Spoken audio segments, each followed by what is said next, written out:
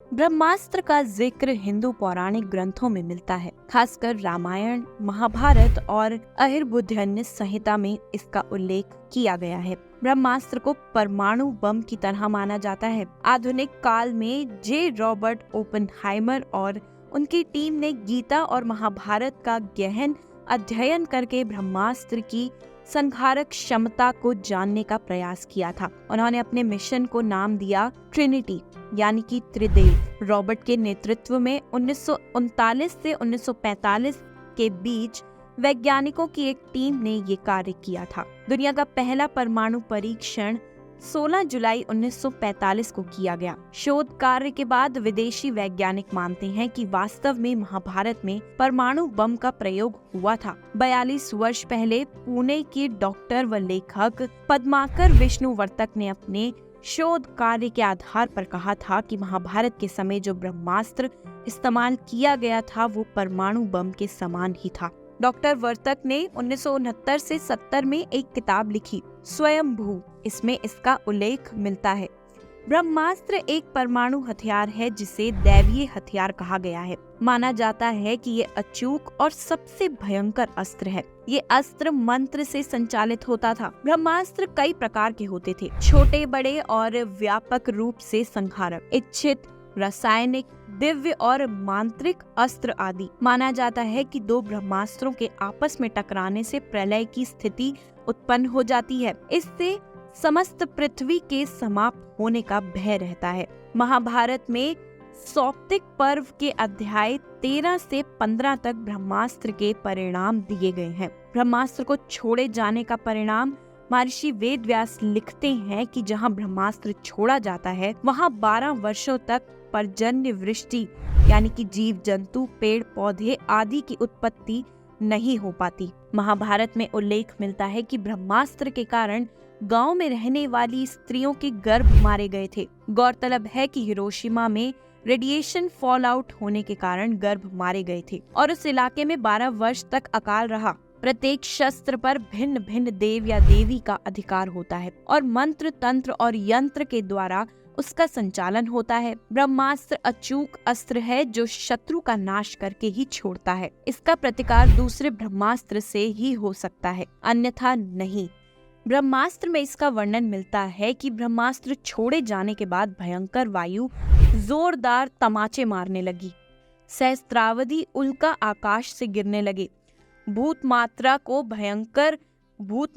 भयंकर महाभय उत्पन्न हो गया। आकाश में बड़ा शब्द हुआ, आकाश जलाने लगा, पर्वत, अरण्य, वृक्षों के साथ पृथ्वी हिल गई। अगर बात की जाए कि ब्रह्मास्त्र को किसने बनाया था, तो ब्रह्मास्त्र का अर्थ होता है ब्रह्म, यानी कि ईश्वर का अस्त्र। वेद पुराणों आदि में वर्णन मिलता है कि जगत पिता भगवान ब्रह्मा ने दैत्यों के नाश हेतु ब्रह्मास्त्र की उत्पत्ति की थी। प्राचीन काल में शस्त्रों से ज्यादा संहारक होते थे अस्त्र। शस्त्र तो धातुओं से निर्मित होते थे, लेकिन अस्त्र को निर्मित करने की विद्या अलग ही थी। मानवों को कैसे मिला ब्रह्मास्त्र? प्रारंभ में ब्रह्मास्त्र देवी और देवताओं के पास ही हुआ करता था। प्रत्येक देवी देवताओं के पास उनकी विशेषता अनुसार अस्त्र होता था। देवताओं ने सबसे पहले गंधर्वों को इस अस्त्र को प्रदान किया। गंधर्वों के बाद में ये इंसानों ने हासिल कर लिया था। रामायण और महाभारत काल में ये अस्त्र गिने चुने योद्धाओं के पास ही हुआ करता था। रामायण काल में जहां विभीषण और लक्ष्मण के पास ये अस्त्र था, वहीं महाभारत काल में ये द्रोणाचार्य, अश्वत्थामा, श्री कृष्ण, कुवलाश्व, युधिष्ठिर, कर्ण, प्रद्युम्न और अर्जुन के पास था। अर्जुन ने इसे द्रोण से पाया था। द्रोणाचार्य को इसकी प्राप्ति राम जामदग्ने से हुई थी। ऐसा भी कहा गया है कि अर्जुन को ये अस्त्र इंद्र ने भेंट किया था। रामायण में मेघनाद से युद्ध हेतु लक्ष्मण ने जब ब्रह्मास्त्र का प्रयोग करना चाहा, तब श्री राम ने उन्हें ये कहकर रोक दिया कि अभी इसका प्रयोग उचित नहीं है, क्योंकि इससे पूरी लंका साफ हो जाएगी। हालांकि मेघनाद ने लक्ष्मण पर इसका प्रयोग कर दिया था, लेकिन चूंकि लक्ष्मण शेषनाग के अवतार थे, इसलिए उन पर इसका कोई असर नहीं हुआ था। वो मात्र बेहोश हुए थे। उन्होंने ब्रह्मास्त्र का प्रतिकार नहीं किया था, बल्कि उसका सम्मान किया। महाभारत काल में कुरुक्षेत्र में अश्वत्थामा ने किया था ब्रह्मास्त्र का प्रयोग। जो व्यक्ति इस अस्त्र को छोड़ता था वो इसे वापस लेने की क्षमता भी रखता था, लेकिन अश्वत्थामा को वापस लेने का तरीका याद नहीं था, जिसके परिणाम स्वरूप लाखों लोग मारे गए थे। हालांकि ये भी कहते हैं कि उसके कारण उत्तरा के गर्भ में पल रहे शिशु की मृत्यु तय थी, लेकिन श्री कृष्ण ने उसे बचा लिया था। सिंधु घाटी सभ्यता में हुए अनुसंधान से ऐसे कई नगर मिले हैं जो लगभग 5000 से 7000 ईसा पूर्व अस्तित्व में थे। इन नगरों में मिले नरकंकालों की स्थिति से ज्ञात होता है इन्हें किसी अकस्मात प्रहार से मारा गया है। इसके भी सबूत मिले हैं कि यहाँ किसी काल में भयंकर ऊष्मा उत्पन्न हुई थी। इन नरकंकालों का अध्ययन करने से पता चला कि इन पर रेशियन का असर भी था। दूसरी ओर शोधकर्ताओं के अनुसार राजस्थान में जोधपुर से पश्चिम दिशा में लगभग 10 मील दूरी पर 3 वर्ग मील का एक ऐसा क्षेत्र है जहां पर रेडियो एक्टिविटी की राख की मोटी परत जमी है।